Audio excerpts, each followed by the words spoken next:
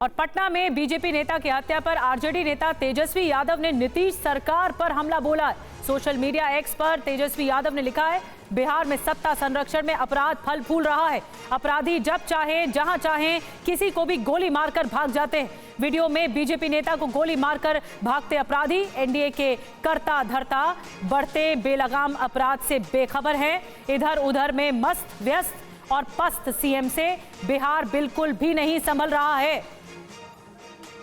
कानून व्यवस्था पर सवाल उठाए तेजस्वी यादव ने। और पटना से हमारे साथ रुपेश कुमार जुड़ गए। रुपेश, तेजस्वी यादव ने जबरदस्त निशाना साधा है। लॉ एंड ऑर्डर चरमरा चुकी है, कहा गया, उनकी तरफ से कहा गया है बिहार संभल नहीं रहा।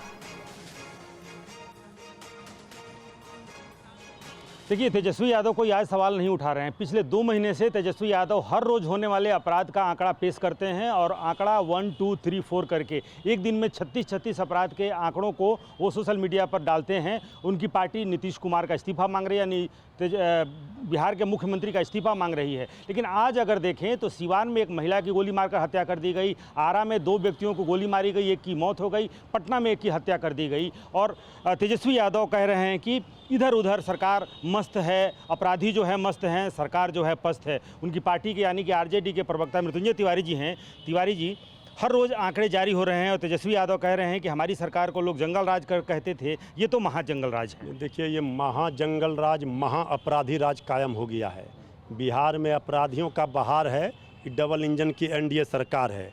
अब सरकार को 1 मिनट भी रहने का नैतिक बल नहीं है। सरकार गद्दी छोड़े, सिंहासन खाली करे।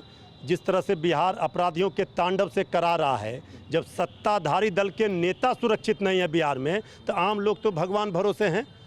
अपराधियों का तांडव हो रहा है, सरकार में बैठे लोग सोए हैं। अपराधी पूरी तरह मस्त होकर के गोलियों की बौछार से लोगों की जान ले रही। सुशासन को गोलियों से छलनी कर किया जा रहा है। अच्छा, ये कहा जा रहा है कि चेन स्नैचिंग, इस राज्य में चेन स्नैचर्स के मनोबल इतने बड़े हैं कि वो गोली मार दें। अगर कब कौन कहां किसे गोली मार दे ये कोई नहीं कह सकता है।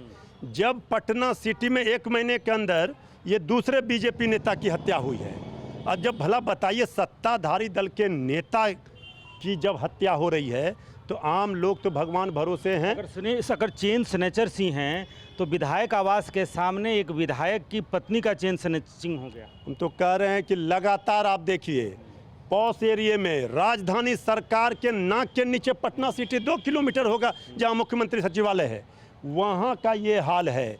बिहार में पूरी तरह से नतमस्तक हो गई अपराधियों के सामने सरकार। अब सरकार संभल नहीं रहा है।